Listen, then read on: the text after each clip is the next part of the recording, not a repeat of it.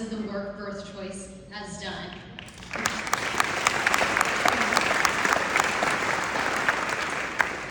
Well, my name is Sophia, Lorey, and I work for the California Family Council, where we fight daily at the Capitol in Sacramento to advance God's design for life, family, and liberty through California's church, capital, and culture.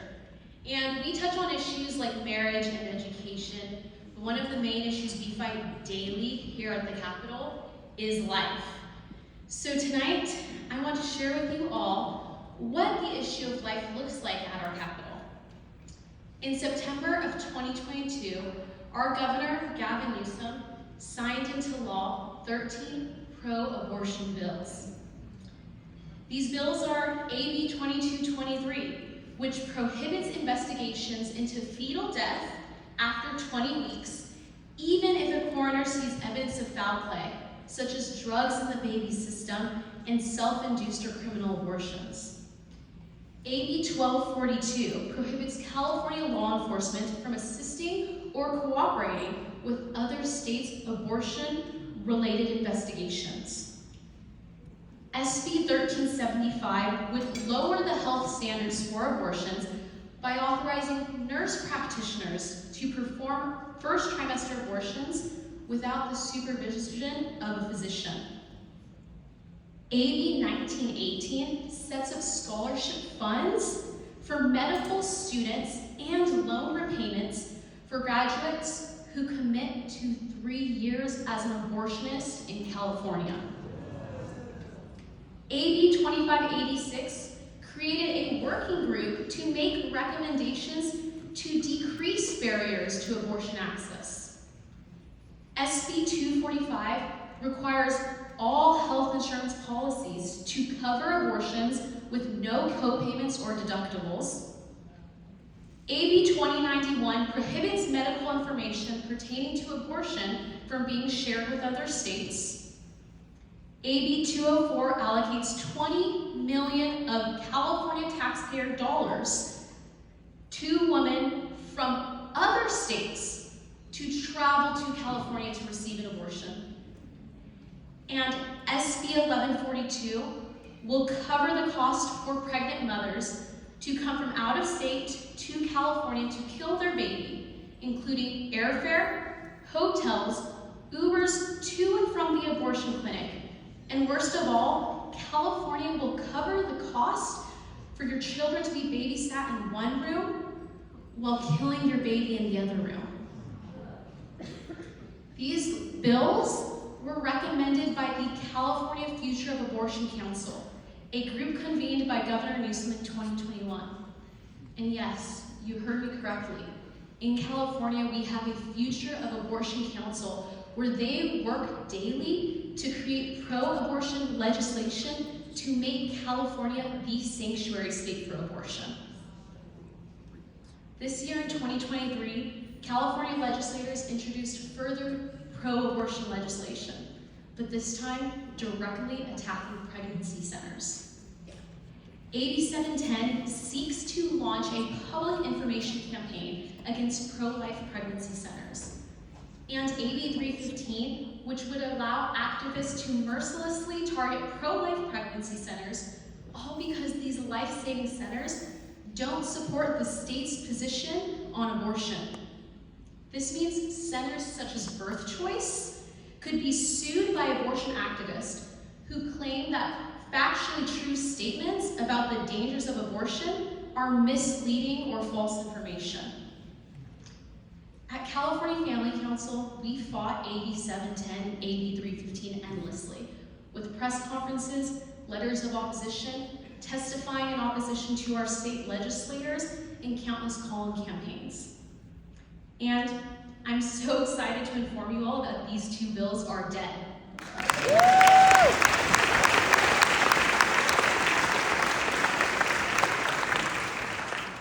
We celebrate this win, but we do fully expect they will bring back extremely similar bills next year.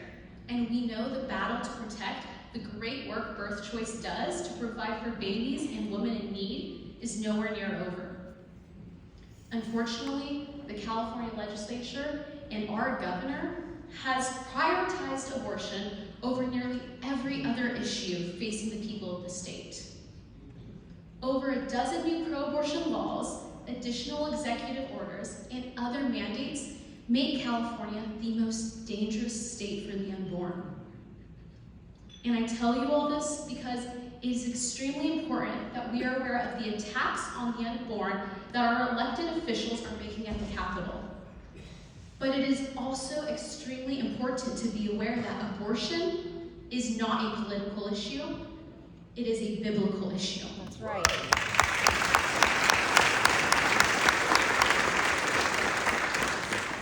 Abortion is a biblical issue that this sinful world has taken into their hands. And to speak out on abortion and to protect life is not to make a political statement, but it is to be outspoken on biblical truth. And the Bible is extremely clear that we are to be pro-life. What I'm going to say right now, please do not let it offend you, but let it convict you. We can no longer be secret pro-lifers. This is what got us here today in California, in a state where, on average, 422 innocent and helpless babies are killed every day by abortion. We cannot be secret pro-lifers. Again, abortion is not a political issue, but it is a biblical issue. And you might be thinking, the Bible doesn't directly say the word abortion. And to that I say, that does not mean that the Bible is not tremendously clear on God's stance on the unborn. So, let's start with Genesis 1, which teaches that everyone is made in the image of God. This means every human being, born or unborn, is an image bearer of God and possesses inherent dignity. Next, the most well-known passage in the Bible pertaining to the identity of the preborn is found in Psalm 139, 13 through 16. In this passage, King David eloquently depicts God's involvement during his time in the womb. King David states, "For you formed my inward parts. You knitted me together in my mother's womb. I praise you, for I am fearfully and wonderfully made. Wonderful are your works. My soul knows it very well. My frame was not hidden from you when I was being made in secret. Intricately woven in the depths of the earth, your eyes saw my unformed substance. In your book were written, every one of them, the days that were formed for me, when as yet there was none of them." In this passage, David refers to his unborn life as fully personal.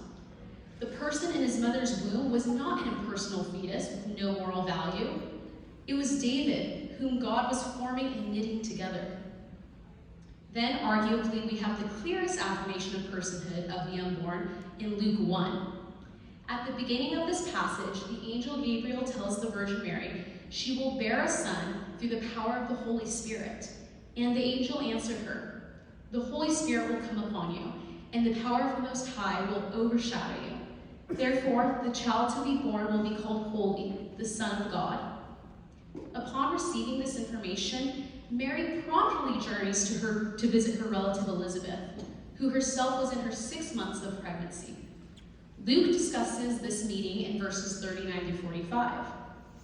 In those days, Mary arose and went with haste into the hill country to a town in Judah, and she entered the house of Zechariah and greeted Elizabeth. And when Elizabeth heard the greetings of Mary, the baby leaped in her womb. And Elizabeth was filled with the Holy Spirit, and she exclaimed a loud cry, "Blessed are you among women, and blessed is the fruit of your womb. And why is this granted to me that the mother of my Lord should come to me? For behold, when the sound of your greeting came to my ears, the baby in my womb leaped for joy. And blessed is she who believed that there would be a fulfillment of what was spoken to her from the Lord."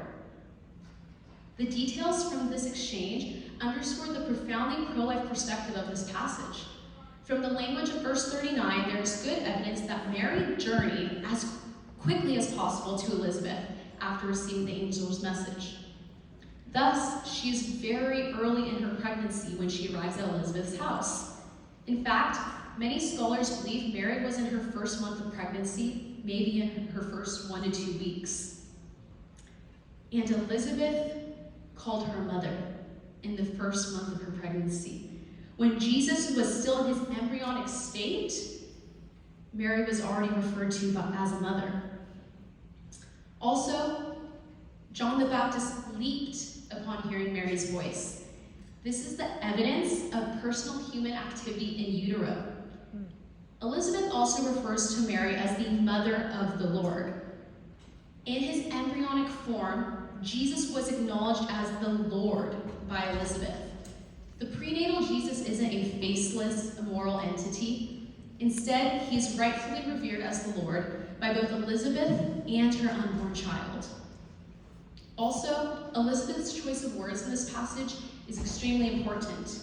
When she says, "The baby in my womb leaped for joy," she uses the Greek word brephos, which is used to refer to her unborn child.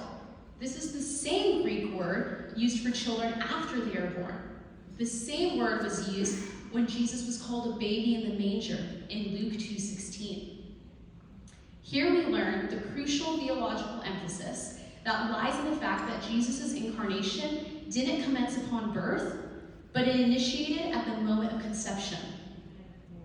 Lastly, Judges 13:3-5, Genesis 25:23, Romans 9:11-13, Psalms 22:10, Jeremiah 1:5, and Isaiah 49:1 clearly teaches us that Samson, David, Jacob, Jeremiah, Job, and Paul were all specifically called to their mission in life by God while still in their mother's womb.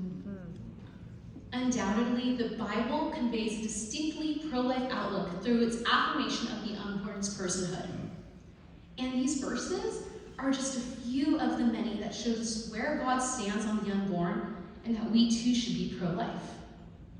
So, while our legislators and politicians have taken the issue of abortion into their hands, we must remember that abortion is not a political issue, but it is a biblical issue.